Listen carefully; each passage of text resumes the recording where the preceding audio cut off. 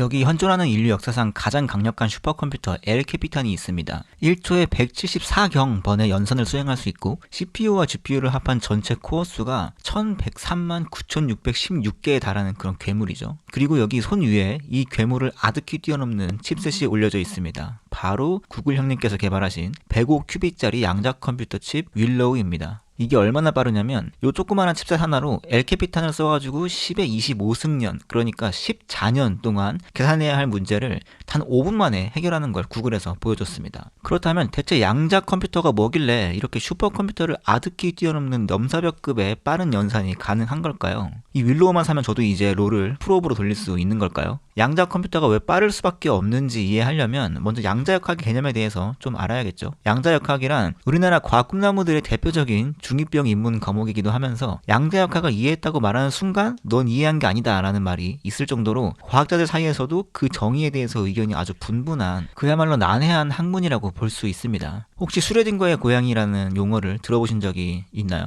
양자역학이 얼마나 불완전한지를 비판하기 위해서 1935년에 에르빈 슈레딩거가 고안한 사고 실험인데 지금은 역설적이게도 양자역학을 설명할 때 가장 먼저 등장하는 그런 실험이 되었죠. 이게 뭐냐면 완전히 밀폐된 불투명한 상자에 고양이를 넣어놓고 그 안에서 1시간 안에 50%의 확률로 청산가스가 들어있는 병을 깨는 장치를 만들었다고 합시다. 과연 1시간 후에 이 고양이는 살아있을까요? 죽어있을까요? 하는 역설을 제시한 거죠. 하지만 양자역학적으로는 이 상자를 열기 전에는 안에 있는 고양이가 살아있는 상태와 죽어있는 상태로 공존하고 있다라고 해석할 수 있다고 합니다. 여기서 핵심은 우리가 관측만 하지 않는다면 양자역학적으로 두 가지 상태가 중첩되어 공존할 수 있다는 사실입니다. 저도 잘 이해가 되지 않는데 어쨌든 그렇다고 합니다. 이게 왜 양자 컴퓨터가 빠른 이유가 될 수 있냐면 기존의 슈퍼컴퓨터는 비트를 사용하죠. 이 비트에는 0 혹은 1 두 가지 상태만 저장할 수 있습니다. 그리고 모든 정보를 이 비트의 조합으로 표현하는 거예요. 하지만 양자 컴퓨터에서는 큐빗이라는 새로운 개념을 사용하는데 이 큐빗은 정보를 0과 1 둘 중에 하나가 아니라 30%의 0과 70%의 1처럼 두 가지 상태의 어떤 확률적인 공존 상태로 표현할 수 있다는 겁니다.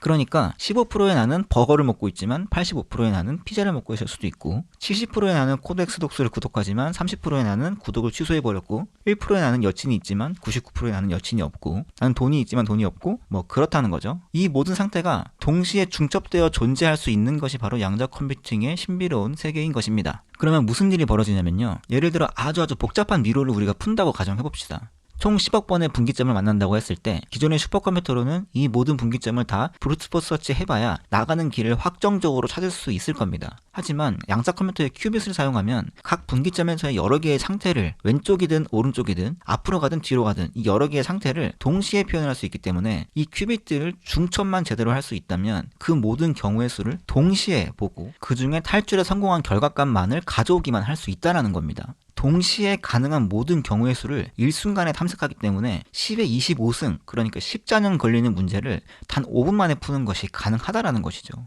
잘 이해가 안 되시죠? 사실 저도 잘 이해가 안 됩니다. 이 중첩이라는 개념을 이해하는 데는 두 가지 가설이 존재하는데요. 코펜하겐 해석이 있고 다세계 해석이 있다고 합니다. 궁금하신 분들은 찾아보시면 재밌을 것 같습니다. 하여튼 이 큐빗이라는 게 사실 사용하려면 좀 까다롭습니다. 구글의 양자 컴퓨터는 극조온 방식을 사용하는데 가장 고전적인 방식인 만큼 다루기가 굉장히 어려운 걸로 유명합니다. 환경에 굉장히 민감하고요. 또 일정한 극조온 상태를 유지해야 하는 데다가 이 양자화를 유지할 수 있는 시간이 20 마이크로세컨드를 넘기기가 어려웠던 겁니다. 이 부분을 윌로우는 100 마이크로세컨드, 그러니까 즉 5배로 향상시켜 버립니다. 100 마이크로세컨드로 뭘 하냐 생각하실 수도 있는데 이 시간이면 양자 컴퓨터 입장에서는 어마무시한 양의 연산을 할 수 있다는 거죠. 또 양자 컴퓨팅의 황당한 점은 컴퓨팅 연산인데 에러가 발생합니다. 즉 1001을 저장했는데 막상 열어보니까 1011이 저장되어 있는 거예요. 만약 제 맥북이었으면 바로 고속감이지만 양자 컴퓨팅 세계에서는 흔한 일이고 이 부분을 해결하는 게 기술적인 챌린지라고 합니다. 비슷한 이슈가 통신 쪽에서도 많이 일어나는데 예를 들면 무선 통신을 해서 어떤 정보를 보냈는데 이 전파가 벽을 통과한다든가 한 후에 막상 정보를 받아서 까보면 정보가 손실되어 있는 거죠.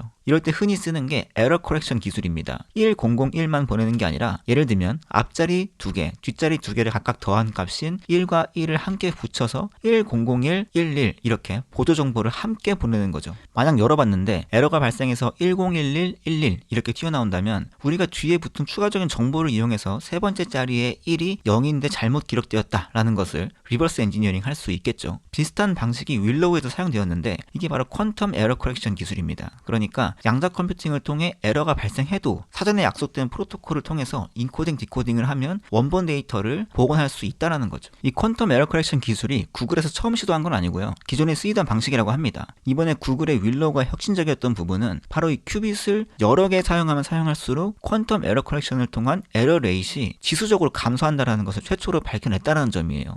큐빗을 3개 사용할 때보다 5개 사용할 때 에러 레이트가 반으로 줄어들고 5개에서 7개로 늘어날 때 에러 레이트가 또 절반으로 줄어들고 이런 식으로 계속 줄어들어서 최종적으로는 101개의 큐빗을 사용했을 때 0.143%의 에러율까지 줄이는 데 성공했다라는 거죠. 그러니까 나이브하게 생각해 본다면 우리가 이 큐빗의 개수를 무한정 늘릴 수만 있다라면은 에러율은 엄청나게 감소할 수가 있다라는 겁니다.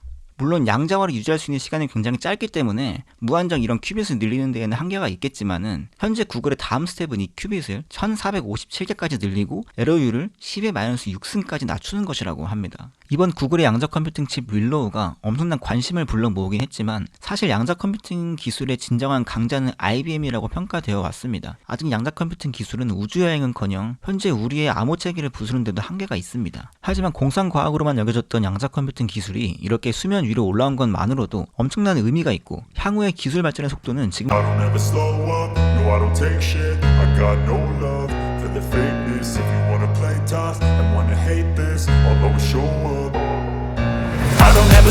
up, no I don't take shit I got no love for the fakeness. If you wanna play tough